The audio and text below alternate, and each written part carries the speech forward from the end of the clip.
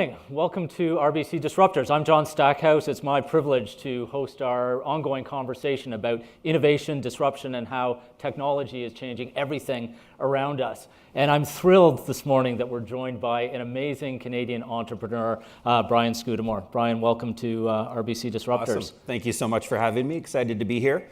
I'd normally be in bed in Vancouver. I'm on Vancouver time. Got in late last night, but well caffeinated. So you've got your coffee with you. And thanks everyone for fighting the snow here in Toronto to be with us in person. And those of you joining us on WebEx and Facebook Live, welcome to Disruptors. Join the conversation. We'll get to your questions if you feed them to us through Facebook.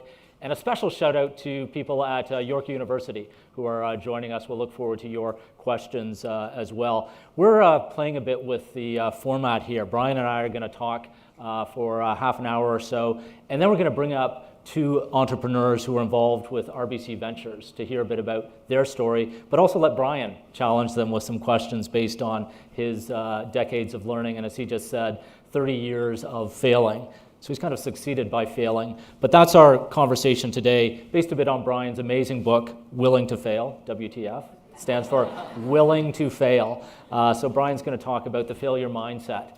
He built 1-800-GOT-JUNK, an incredible story. We'll get into that in the conversation. But he's also building a remarkable organization called OTE, Ordinary to Exceptional, which is partnering with RBC Ventures. So we'll hear a bit more about that. But Brian, I wonder if we can kick it off, as we like to do, with a few snappers just to get you talking. So I'm going to rapid fire Brian here with some questions about the junk business, taking you back to the origins of 1-800-GOT-JUNK. Awesome. Number one, oddest piece of junk you've ever collected. Oddest piece, it was interactive junk. We took away a truckload of escargot shells, and the customer said, you can squeeze more in there. So we jumped out of the second story of their office into the shells, compacted them down, and filled up another load. Most valuable piece of junk. Most valuable piece of junk, $400,000 in cash. True story, in Vancouver, there was a home that was being renovated, and the guys were in there pulling up the floorboards, which was part of the job, and they saw some bills, and their eyes lit up, and the customer's eyes lit up, and they started ripping up more floorboards, $400,000, which was hidden away in the 30s, apparently. They were 1932 circa bills, and valued at $5.3 million when it was hidden away. So no one ever found out why that money was there. Yeah, who got the money? Well, the customer had a cheaper renovation by actually by $399,000. They gave a $1,000 tip to the guys. Great. Yeah. Most embarrassing junk story. Most embarrassing. Oh, this is on Facebook Live. So true story. I wasn't there. A customer was paying the bill, and they said, "Come on up, guys. I'm not able to come downstairs." And the guys went up, and this customer was naked on the bed. And they said, "Okay, I think we're gonna not charge you," and they left. So okay, we'll end the story right there. Yeah. This is on Facebook. Exactly. That's great. I told you I didn't want the questions in advance, just so that they could be real. But there we go. Those are real. Escargot, $400,000, and a naked customer. Yeah. When did you realize you were an entrepreneur? I think I realized I was an entrepreneur at a really young age. I mean, there's the nature versus nurture discussion. I have young kids, and I think one of them is going to be an entrepreneur, even though I've never asked her what she wants to do in her life. I just want her to be happy. But at a young age... What does she signal that makes you think she's an entrepreneur? A little bit of similarities to me. ADD, high energy, a little bit crazy, ups and downs, big ideas, trouble focusing, that kind of thing. Hopefully she's not watching this on Facebook Live, but I love her to death. So, I think at a young age, I found I was always a bad kid in high school. I was a disruptor before the word became maybe a cool word. I saw in every report card that I had as a kid where it said, if Brian could only focus, if he could only stop disrupting his friends in the class. And I think I realized something different about me at that early age. But I think the entrepreneurial bug I realized when I used to work at my grandparents' Army surplus store in San Francisco. And I used to love playing the game of business. Yeah. I feel like every time I'm turning this way, you can't hear me. So yeah. What should we all look for in ourselves to know what level of entrepreneurship or entrepreneurial zeal we've got? I don't think everybody's destined to be an entrepreneur, and I think that's okay. I think that some people want to start things, some people want to join and help build things. I wouldn't want everyone in my company to want to be an entrepreneur. I want people, I've got Eric Church, who's our COO, who's based here in Toronto and commutes every week to Vancouver. Don't know how he does it, but it's been 7 years and it's amazing. He's the executor behind what we're doing. I got the company to 100 million, and Eric was able to help us get to, we're trending this year to 444 million in revenue. I couldn't have done that without an executor. So if Eric was an entrepreneur, that would be a challenge. I had an entrepreneur type partner, Cameron Harold, in the earlier days, and we grew the company together from 2 million to 106 million. I was the best man in his wedding, great friends. Had to get Cameron out of the business, unfortunately, because we were too entrepreneurial, and together we were this fire, ready, aim type, and it was a bit of a disaster in the end. We got along, we're still actually great friends today, but I had to get him out of the business because it needed the rigor and the discipline that someone like an Eric brought to the company. So I want to come back to that story because it's so important for its insights on failure, but maybe you can give us a bit of background on the origins of 1-800-GOT-JUNK, how the company was born. Yeah, I was 18 years old. I was in a McDonald's drive-through of all places. I was one course short of graduating from high school, and my parents felt really proud about that. And they were not going to fund my college education. And the only reason I wanted to go to college was fear of missing out. All my buddies were going to college, every single one of them. And I thought, what am I going to do next year? So I came up with a way to pay for college. And that was being in that McDonald's drive-through, saw this pickup with plywood sides in front of me. It was very serendipitous.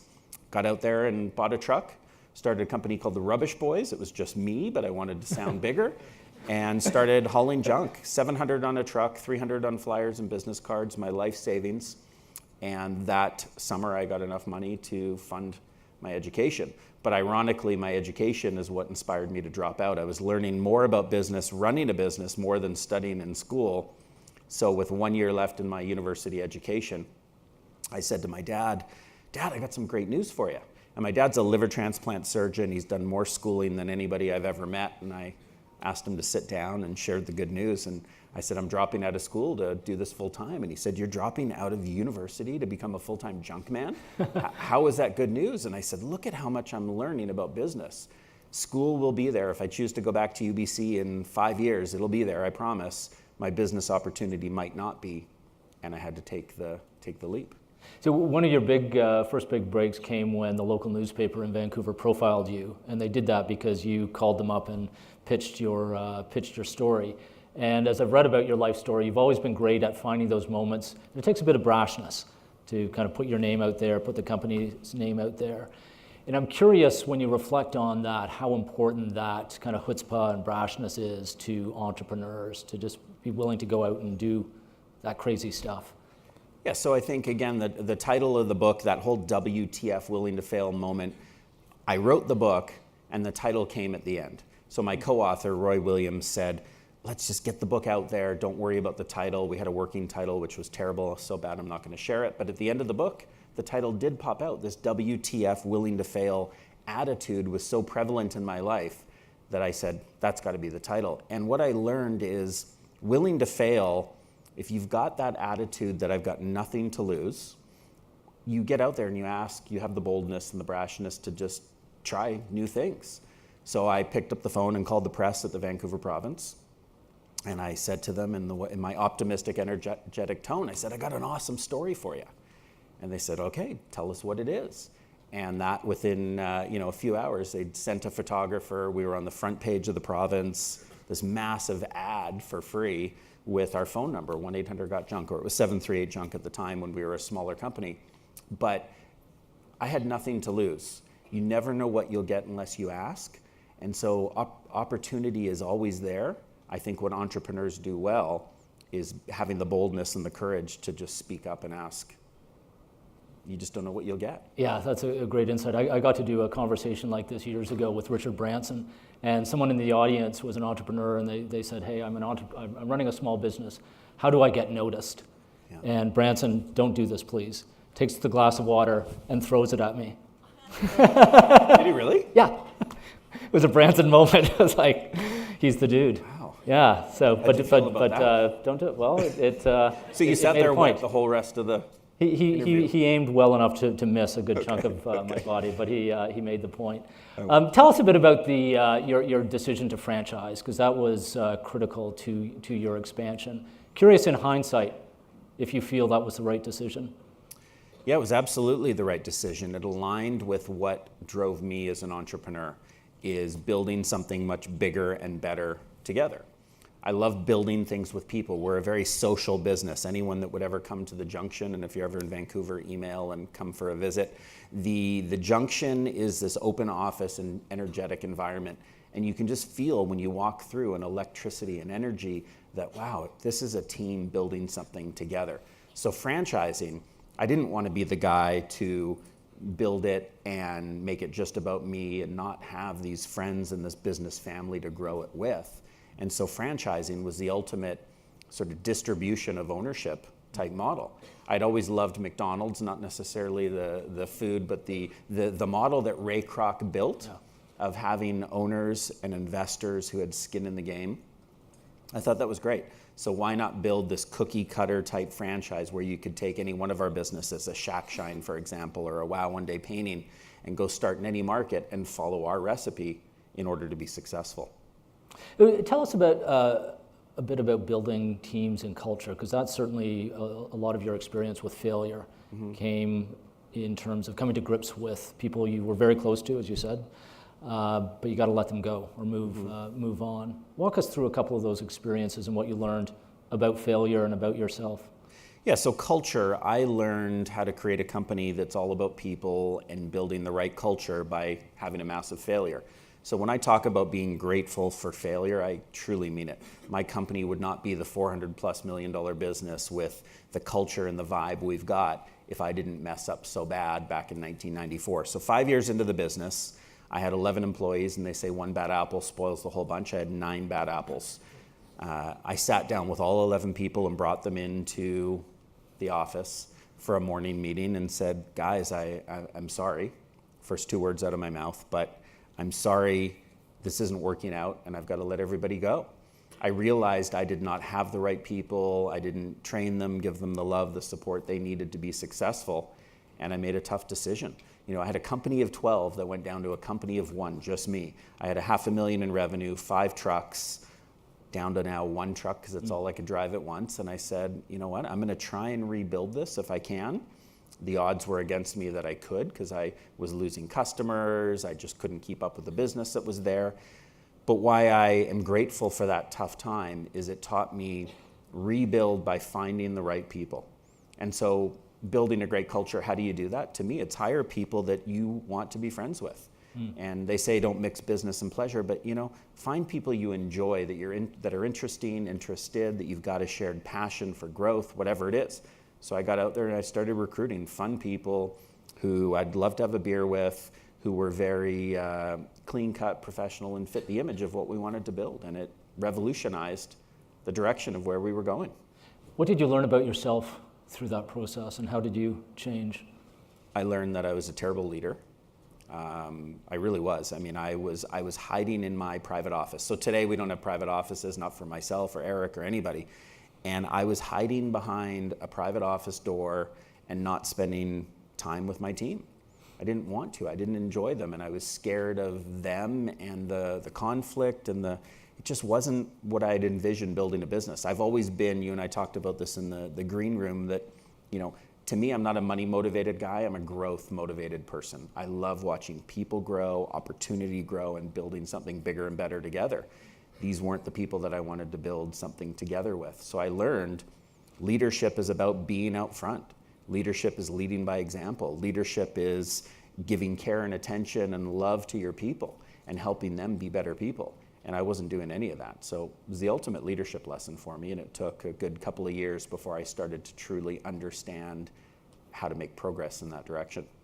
You talk a lot in the book about the importance of mentorship. At that stage of your life and your career, did you have adequate mentorship, and what in hindsight would you have benefited from?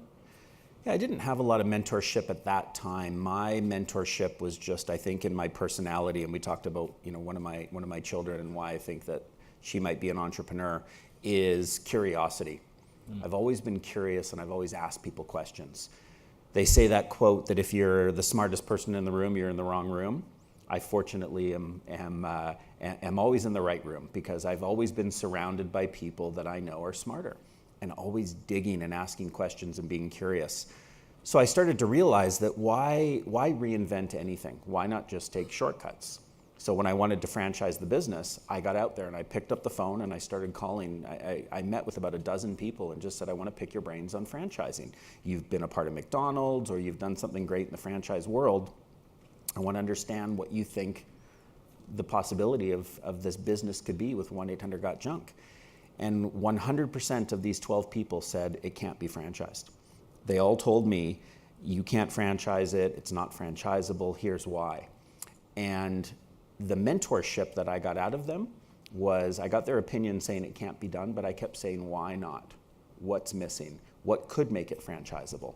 So I took those opportunities, those no's that can't be franchised, to ask questions, to uncover, well, what could I change? And then I went and completely tweaked the model. I built a national brand, I created a national phone number, I created a call center where we do the booking and dispatch. So I created something where it made more sense for people to be a part of something bigger versus going at it alone. The phone number story is great. Maybe you can walk us through that, how you got the 1-800 number. Yeah, so I very much, again, not being afraid of failure, and maybe at the time when I had this phone number, I didn't really understand that WTF attitude. I hadn't created a name for it. But again, you just not ever wanting to give up if you really see something clearly in your brain. I had a vision for this phone number. We were brainstorming, so we were 738 Junk. We knew that we wanted to expand outside of Vancouver. How were we going to come up with a brand that could grow and expand? So we came up with this idea of, let's do an 800 number. And we said 738 Junk, well, what would work? And we played with, there was a Got Milk ad campaign years ago in the US, and we said 1-800-GOT-JUNK. So excited. I mean, I was jumping up and down, doing cartwheels. I was just like, this is amazing. And I picked up the phone and called 1-800-GOT-JUNK. And it said the number was not available in your area. So I'm like, great, the number's available. And I called all the different phone companies, AT&T and Sprint, and I tried to find out who owned this phone number. It wasn't available in any area that I knew somebody in the US, in Canada. I finally tracked down that it was only available in Idaho. It was owned by government, so I'm not getting this phone number. And I finally reached the phone room of the Department of Transportation in Idaho. And there's this guy, Michael. And I said, hey, Michael, you work in the phone room. I mean, I figured out, there must be, if you're in government, they must have a big enough department that manages all the phone lines. And after 3 phone calls, he's like, I don't know why you want this phone number so bad, but here, I'm gonna fax over the AT&T forms, and it's yours. So 59 no's. I mean, I was tracking them on paper. The 60th phone call, I get the phone number, it's mine. 2 days later, I get in touch with Michael and want to send him and his team or whoever out for dinner. He's no longer with the company. I have no idea what was going on there, if that was his parting gift to me, and I got the number and it was all legit. And the Attorney General from the state of Idaho has never contacted you saying, I got it legitimately. We want our number back. It was an honest transaction. Got the number for free. But the most interesting part of that story in looking back that I think is I believed wholeheartedly I was going to get that phone number. Yep. 1-888-GOT-JUNK was available. The guy wanted $100,000 for it. That wasn't going to happen. And I was really focused on the 1-800. So I went out and hired a design firm. And I got them to design the logo that it is today, the blue and green 1-800-GOT-JUNK. I had a designed logo before I had even had any indication I was going to get the phone number, because that's how much I believed that I had to have the vision in front of me that I could see, and I knew we would get that number, and then ultimately made it happen. We talk a lot about resilience, and that's a great example of resilience, getting no 59 times, but the 60th time you get it, because you saw the outcome. You were going to get there. It's the same with your determination to get on Oprah. You knew that would happen, even if she had never heard of you. Maybe you can give us an insight on how you pulled that off. Yeah, well, what's interesting about the Oprah story is that was another leadership moment for me to realize to grow and scale a business, you can't be the entrepreneur that does everything. You can't grow beyond, say $1 million in revenue. And so I said, okay, what's my vision of some big things I'd love to see happen in the business? We had a massive wall the size of this curtain in our office, and it had nothing on it. And I got some decals made, and I said, can you imagine? We put this big can you imagine decal on the wall, and people would walk past it and they'd say, what is that? And I said, well, I want to inspire others to think about vision, what visions they have for things they want to see happen in the business. So a couple weeks later, I put a decal on there that said, so can you imagine being featured on the Oprah Winfrey Show, Brian Scudamore? I got other people to think big, bold ideas over time that they would put up on that same wall with their name below it as their commitment to make something happen. So we had this guy, Tyler Wright, who was our first PR hire.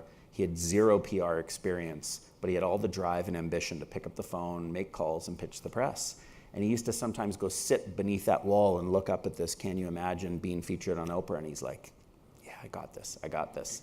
14 months later, now he was doing other things, not just focused on this obsession, but he got out there and he stands up one day in our open office environment. He's like, I did it, we got it. And I'm just, what's going on? I mean, the whole office can hear him. He's like, Oprah. And so what the leadership lesson for me was, I did nothing to make that happen other than putting a decal on the wall, giving leadership to here's the idea we'd love to see happen. Tyler got out there and did all the work to pull it together. So you can inspire people with ideas, and they can inspire the rest of the company with ideas, and then it's the execution of building something bigger and better together. I love that, the imagination wall. What did Tyler do to pull it off? It was persistent. He just kept pushing and emailing Harpo Studios and calling. We were in the USA Today, a hit that he got, and they mentioned ourselves in the article, and they mentioned our competitor, Trash Busters. And Oprah had a hoarder situation they were dealing with, and their producers had reached out. They read this article in USA Today. Thank goodness they called us and not Trash Busters. But I think the reason they called us is clearly Tyler had done so much work to be on their radar. And they called us. And then what's interesting, so Tyler's freaking out. We did it. And it's like, well, when do they want us? They said, we've got to be in LA tomorrow at 6 a.m. And I said, that's awesome, Tyler, but you might not realize we don't have any franchises in LA. And he goes, that's okay. He looked at a map and he goes, San Francisco, they'll drive down. So he gets on the phone, he calls San Francisco and rallies our franchise partners there. They drove a couple of trucks and a bunch of team down to LA the same time we were flying to LA, and we made it all happen. And it was like magic. But again, having a vision, having a dream, and being clear to the world what you want to do and your world as a team, that's how you make magic happen. It reminds me of this great scene in Dumb and Dumber. Fantastic movie. My business reminds you of Dumb and Dumber. Yeah, your determination when the Jim Carrey character is asking, do I stand a 1 in 100 chance of getting a date with you? Oh, no. That's awesome. 1 in 1,000? No. 1 in a million? And she says, yes. Is what you're saying is I stand a chance. Yeah. Which is the entrepreneur's mindset. Give So me a 1 in a true. million chance. Yeah. That's okay. I've got a chance.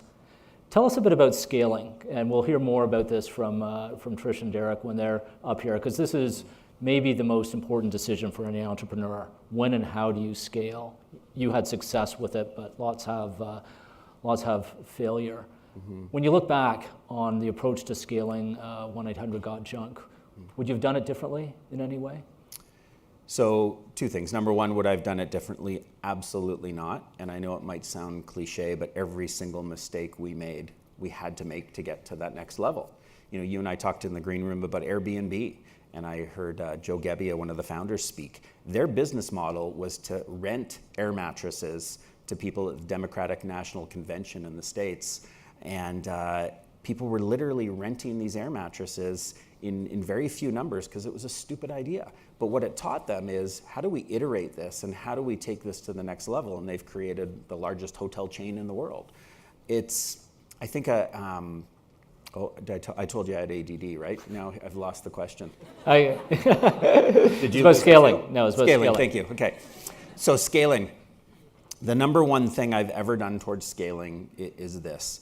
8 years into the business, I joined the Entrepreneur Organization, and we talked about mentorship, and I probably went on a different tangent, but we talked about mentorship, and I joined EO, at $1 million in revenue, you were allowed to join this organization, and I started to learn from others, which was unbelievable. But the bad thing, the mistake I made, was I started comparing myself to others. I started looking at people with $10 million businesses and $100 million businesses and things that were way more glamorous than junk removal, and I said, I feel like crap. And so one of the things they teach you in EO when you're trying to solve a creative problem is go take a retreat. So I retreated to my parents' summer cottage, took out a sheet of paper, and I said, okay, I'm an optimistic guy, stop being so pessimistic, don't go down the doom loop, and start to think about what the pure possibility could look like of my $1 million business and my future. So I wrote out things like we'd be on the Oprah Winfrey Show, we'd be the FedEx of junk removal, we'd be in the top 30 metros in North America, because there were 30 cities bigger than Vancouver where we started. And I wrote this picture sitting on this dock, and I remember this 2-page document. I started to look at it and realize this is an amazing picture that is not just a dream. I can actually see it, and I'm going to use this document to rally people towards my vision. So when we talk about scaling, closing the question, scaling to me is first, what does it look like? Where are you going as a destination? Don't, as an entrepreneur, get bogged down in the how. Just think, what does the picture look like? Top 30 metros, Oprah, FedEx of junk removal. I'd share the document with people, friends, family, and so on. My employees would look at this, and it put people in one of two camps. One camp that says, Brian, you're smoking hope dope here. There's just no way, you're nuts. And the other group that said, wow, this is unbelievable. I can see what you see, and I want to be a part. So scaling is first going, what does it look like? And then rally a team of people that are so fired up as much as you are that they'll help you. You put a time frame on those destinations? It was a 5-year time frame. So within 5 years, we will be in top 30 metros, Oprah, yep. All that. And what's interesting is we actually hit, so it was a specific date. It said, Paint a Picture started by saying, by December 31st, 2003, we will be in the top 30 metros in North America. 16 days before that, December 15th, we were in the top 30 metros in North America. How did I crystal ball the future? I just decided, what does the future look like? Create it in my mind, put it in writing, and start to share it with everybody. And it was the team that came together. I remember 3 months before the deadline, this guy Laurie in our company comes up and he goes, Brian, do you realize we're only at 28 of 30 metros? And I was like, wow, what are we going to do? Pittsburgh, Milwaukee, we started to campaign the press. We started to put posters around the office. Who do you know in Pittsburgh, Milwaukee? We found these 2 franchise partners and made it happen. And when you started to talk to your team about this and you discovered there's the naysayers and the enthusiasts, do you get rid of the naysayers, or do you need them around to keep you honest? The naysayers got rid of themselves. I ran into a guy at a gas station years later, this guy Mike Ryan, and he comes up to me, he goes, Brian, you did it. I'm like, who are you? And he goes, Mike Ryan, I used to work in your call center. And he goes, you did it, you got the top 30 metros. He goes, I remember when you shared that and started talking about it, I was one of the guys that said, there's just no way. And I left. And he's a great guy and he's successful, but he didn't see what we saw and went to do something somewhere else. By the way, if anyone here wants to understand what a vision, a painted picture looks like, I'm happy to send you our painted picture. Just Instagram me at Brian Scudamore and send me a message and just say painted picture and I'll have one fired back to you. But in terms of scaling, in terms of growth, in terms of culture, everything I've ever done, the most impactful business decision I've ever made as a leader is coming up with a clear picture of what it looks like. Yeah. And it makes it seem easy, but it's the revisiting that vision. I mean, we talked about Craig Kielberger and Mark Kielberger from We, good friends of both of ours. They wouldn't be where they are if they didn't have a clear picture of what it looked like. They had no idea how they'd build that charity into what it is today, but they had a picture of what it looked like. Yeah. How big is, and we'll get Paint a Picture up on our Connect page and in our social channels as well. How big is 1-800-GOT-JUNK today? 370 million. Canada, US, Australia, about 250 franchise partners. And then the 3 remaining brands, Wow, One Day Painting, You Move Me, and Shack Shine, are growing more quickly than 1-800-GOT-JUNK, which is exciting, taking some of the learning, and we're still making failures in each one of them. But it's fun to watch them all as almost like children grow and blossom at different levels. So tell us about OTE, Ordinary to Exceptional. What inspired you to do that rather than just keep focused on GOT-JUNK? Yeah, so I am ADD. I love to do new things and have new ideas. it was an incubator of other home service brands. Our mission is to build the most trusted brands in home services. And so one exceptional experience at a time. Why not take, if we do junk removal, someone's moving, someone has to paint, someone has to get their windows and gutters done. I mean, they all just fit nicely together using our call center, our booking and dispatch systems. It's great. So what inspired me was just the desire to want to do something more. I love watching people grow, so having entrepreneurial owners come in and get a franchise has been unbelievable. And it was really just, I think as entrepreneurs, you get addicted to growth. I'm not a money so when we talk about money and I say 370 million, it's not to try and brag or it's trying to show the size and scope of what we've created. It took 8 years to get to $1 million in revenue, which is really freaking slow. We do $1 million on a given day now because we've built this engine that's building momentum. And I even think of failure. One thing I've heard recently is people go, "Oh, Brian, failure, gee, it's so easy to talk about now that you're at 400 million in revenue." It's like, no, we wouldn't have gotten there if we didn't fail. It's like steps. You fail, you learn from that failure, and you get to the next step. We would never have gotten to where we are today, and we'll never get to be a billion-dollar company if we don't continue to have the courage to make mistakes and then learn from every single one of those. Do you have organized conversations about failure with your team? Do you get together once in a while and say, let's talk about how we messed up? Yeah, so Eric Church, our COO, wants to build a WTF wall, and wants to, like the Can You Imagine wall, have a wall of failure and put all these little decals up there of the learnings to celebrate failure.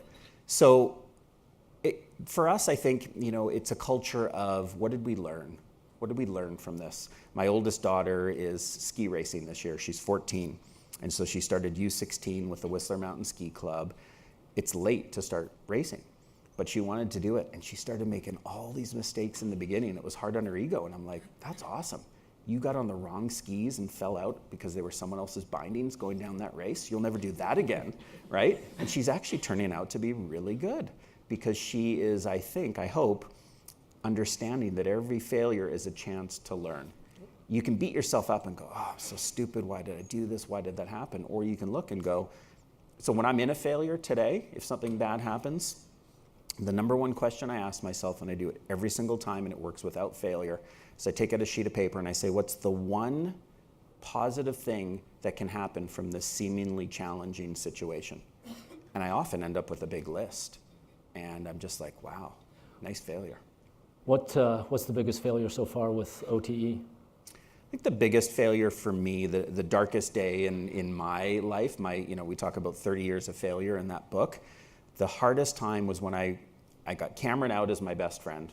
That was tough, but we've repaired that friendship, and he'd say to you as well, it was the best thing that ever happened to him. But I brought in the next leader, and I recruited like crazy, and I found a person who was an ex-Starbucks president in the US, wanted to move back to Canada to run my little business. And we almost bankrupted the business together in a little over a year. Financial meltdown didn't help in 2007 and 8, but that wasn't the reason. The reason was I had one person who was very smart, but the wrong leader for me. Didn't see value in me as an entrepreneur, as a quirky ADD type that just didn't see the value. And we gradually, day by day, got further apart with the vision and the execution. And getting that person out, why it was the biggest mistake, I recruited the wrong person, so clearly that was a challenge. But I went into depression and just had this horrible, horrible time because every franchise partner and everyone in my company thought I was an absolute idiot for making that decision to get that person out. They'll tell you now that it was the best decision ever, but as an entrepreneur, you've got to have the courage to put everything on the line and make the right decision. The right decision usually isn't the easy decision, but I made a very tough decision and suffered personally as a result and we laid off 52 people. I had to get rid of that person's whole team. I mean, it was a nightmare. But because it was the wrong person, I knew ultimately it would take us down a disastrous path. And so it was time to start again. So we're talking a lot about failure, and just the mention of that word makes a lot of people uncomfortable. How do you get people in your world comfortable with the F word? Yeah, it's, failure should be your friend. I think the most successful people in the world, I've never known anybody to build a business and that you look at in the public eye and say, wow, that's really successful without a lot of failure. If we succeed without failure, I think it's a hollow victory. We feel like we haven't earned it. But imagine the stories that you can tell when you've got that stories of disappointment and regret, the longing, the refusing to give up, even when giving up felt like the best option in front of you. That's the kind of success that feels good. So embrace failure. And just understand that failure doesn't mean you effed up and you're a terrible person. It means that you've got an opportunity, the teacher's in front of you, you as a student are ready. Take the learning and say, what can you do better? I mean, the Airbnb guys, that's a classic example. They could have just given up. Yeah. But imagine if they did. So before we get Trish and Derek up here to talk about their stories, I want to ask you, Brian, one last question from your book, and it's from the last page, where it's your story. And you say, from this day on, your future is a blank slate. What's the story you'll be telling? I'm curious how your story is going to be told going forward.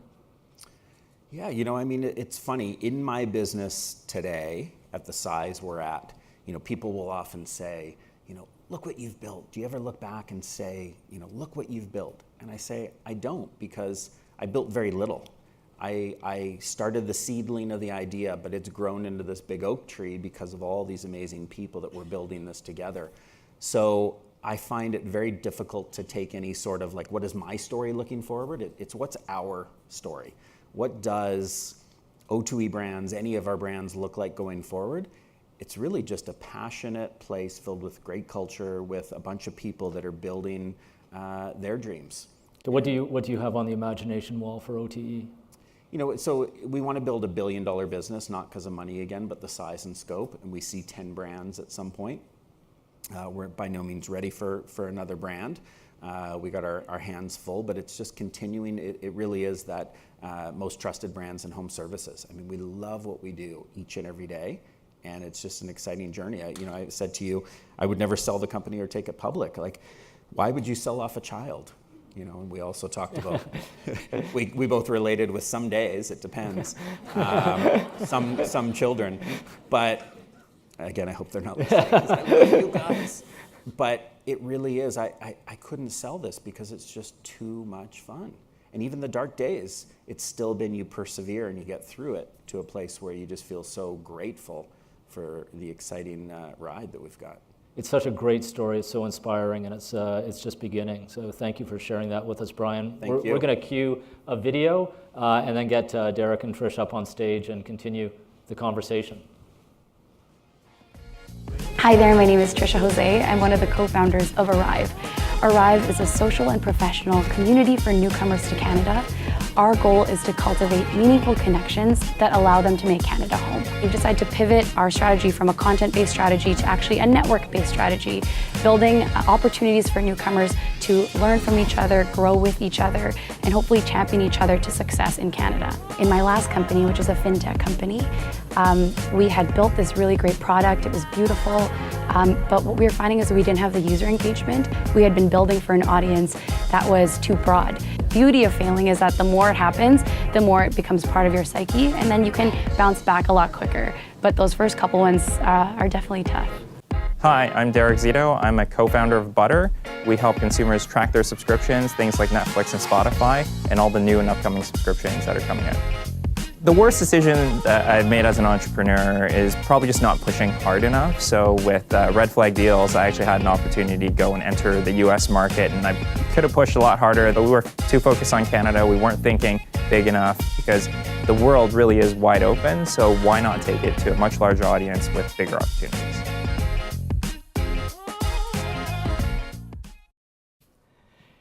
Great video, Tricia and Derek. Thanks for joining us here on stage. If you're not familiar with RBC Ventures, it's a relatively new division of RBC where we reimagine the role that we play in our clients' lives by moving beyond banking to offering solutions to many of the problems that touch all of our lives across the country or other countries that we're looking at.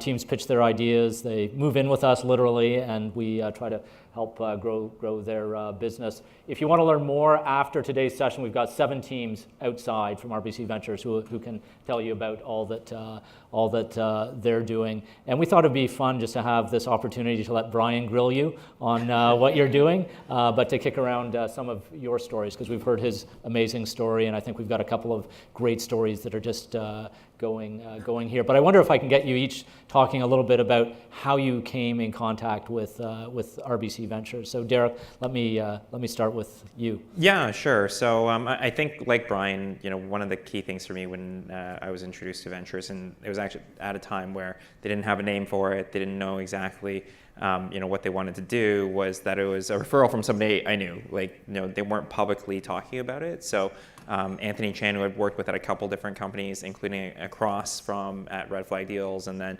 along the same team at a company called Workin, he had joined, and he was trying to invite me in and gently nudge me in. And over the course of a few months, we eventually got there.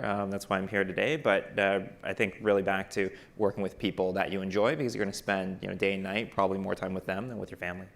Yeah, it's interesting how people just keeps coming up again and again. But Trisha. On the topic of failure, for me, I actually pitched at a competition where the judge was Gabriel Wu, who is currently my boss. And I actually didn't win the competition. But the next day I was invited to pitch to RBC Innovation on behalf of my business, which was in the fintech space. And then many months later, my advisor, who is part of Highline Beta, was like, hey, they're doing something interesting at Ventures. You might want to check it out.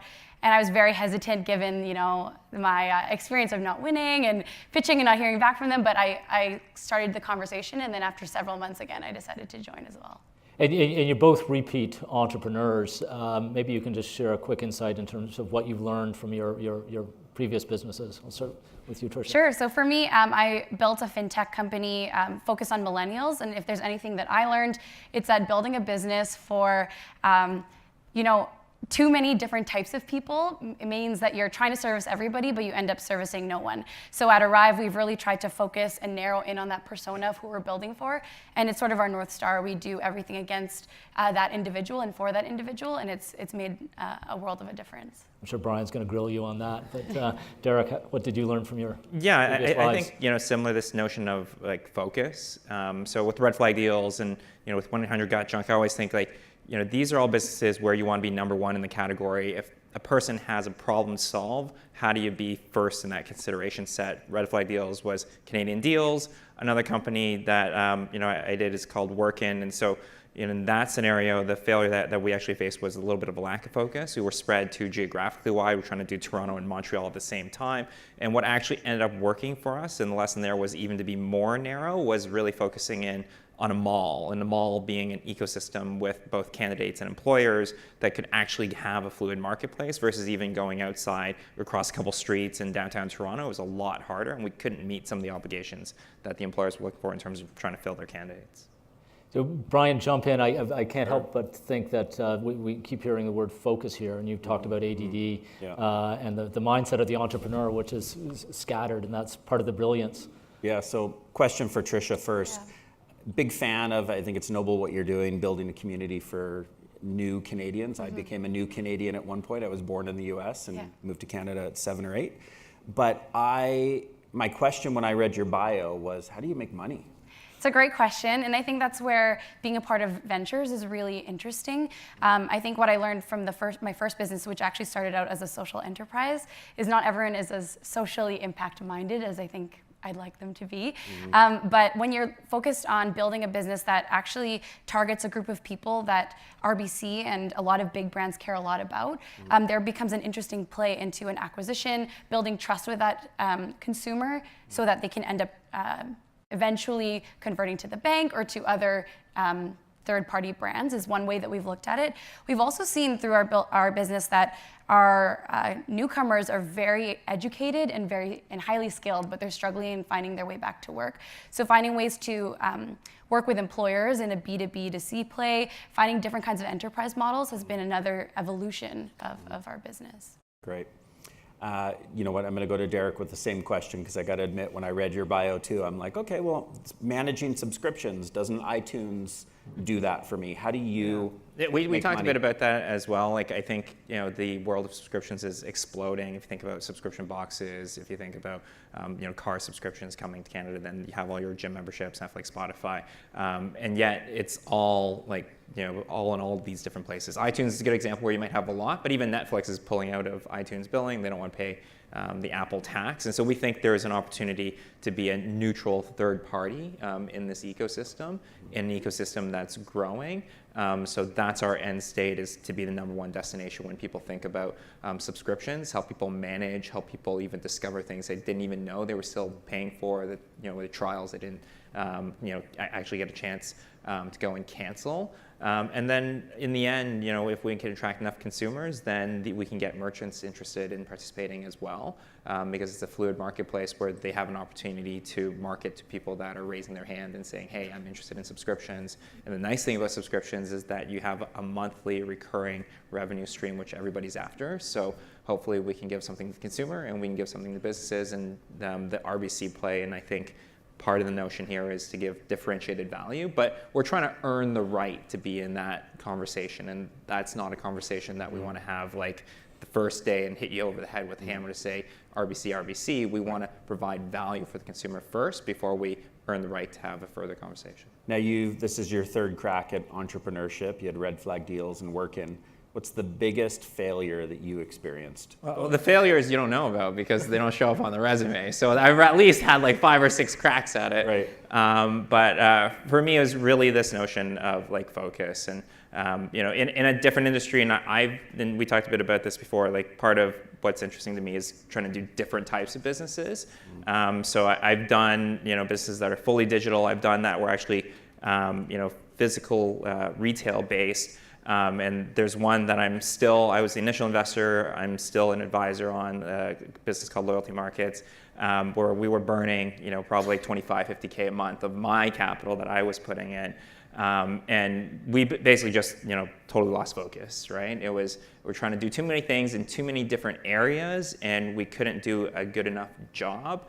And ultimately, where we turned that around was we brought in another operator. That's not me. So that's not like where I'm strong. I needed help.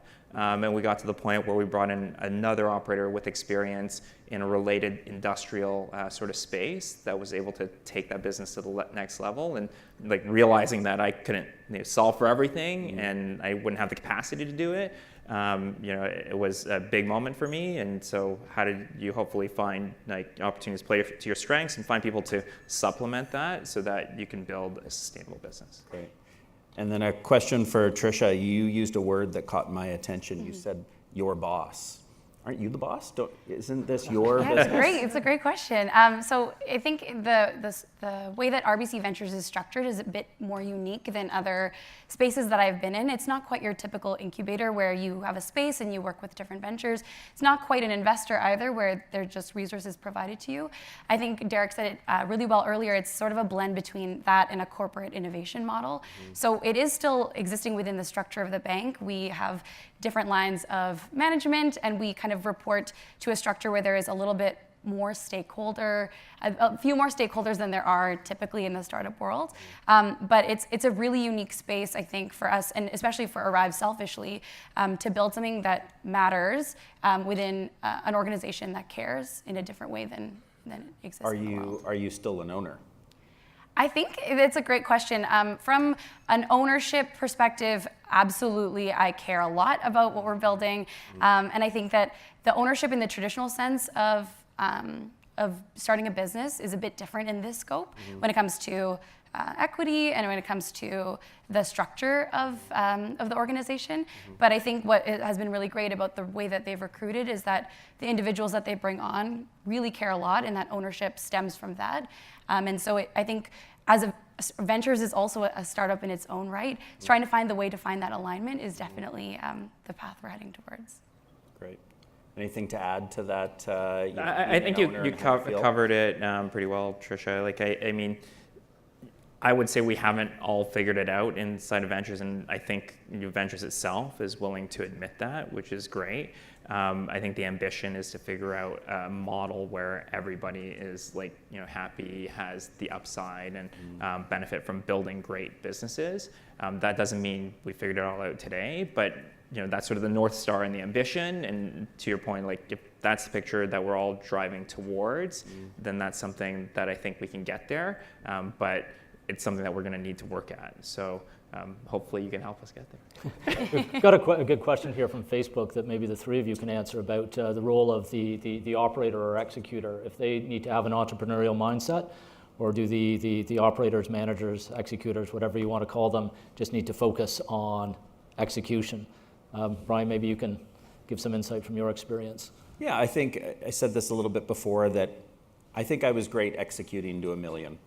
I think entrepreneurs are typically visionaries, idea people. They get excited, they lead the culture and the energy, but you need an executor who can give the rigor and discipline to get you to that next level.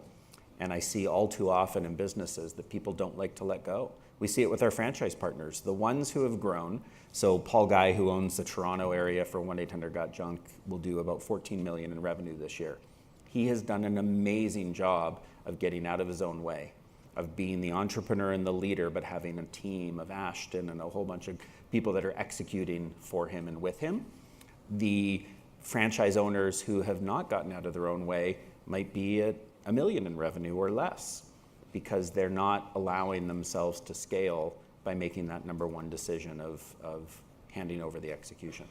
And Derek, and you've now in your third company, how have you balanced? I think, one of the ways I think about what's a successful business is, and you talk about this in the book as well, is how do you build enough systems and infrastructure so that, in my mind, you can actually exit the business and be removed from the business and the business still run.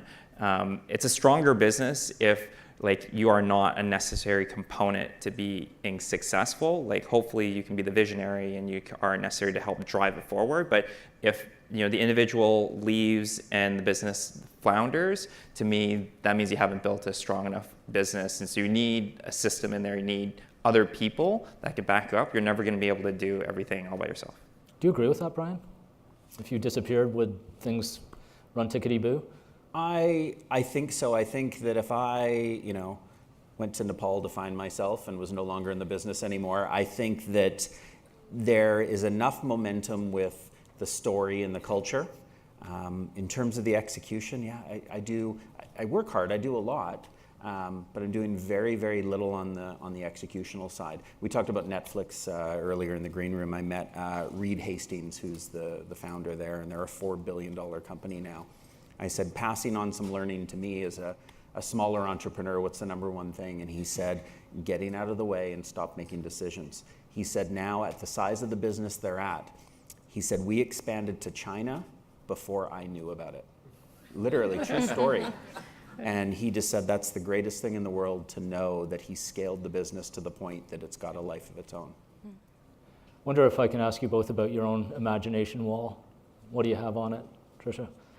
So it's actually an exercise we did with our team recently, where we painted our ambition. And I think that what we really see is painting the sky blue is this idea of economic prosperity for newcomers, where they're able to actually land the jobs that they deserve and are qualified for. At the same time, on employers, making them more economically favorable by actually giving them these great talent.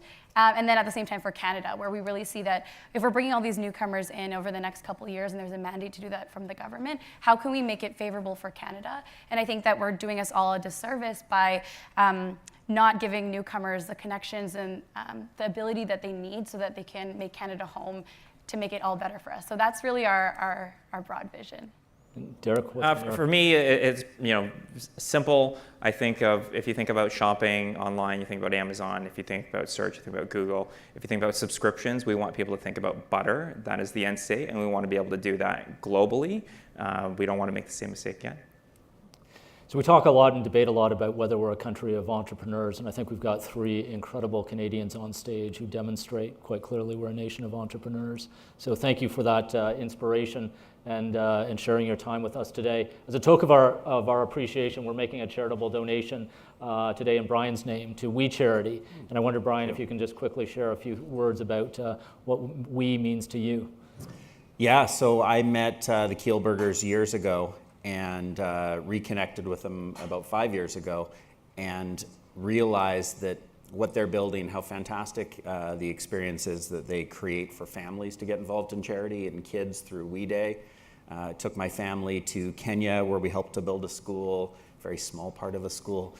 We also went to India and did the same thing, and the best trips I've ever taken in my life because you connect to a larger global community in charity, and I love what they're doing. It's pure magic. Right, and final thanks to our audience, both here and watching on Facebook and WebEx. Please mark your calendars for Thursday, March 28th for our next Disruptors. We'll be joined by Al Lindsay. You may not have heard of Al Lindsay, but you certainly know his creation, Alexa. He's a Canadian engineer at Amazon who helped build Alexa. He's going to join us to tell us the Alexa story, but also talk about how voice technology is transforming a whole lot around us. So that'll be a fantastic conversation. Be sure to register for our mailing list, follow us on social media and RBC Connect, and sign up for our podcast. You can listen to this conversation, which will be on SoundCloud and iTunes. And lastly, please join me in thanking Derek, Tricia, and especially Brian for today's conversation. Thank you. Have a great day. Awesome. Thank you.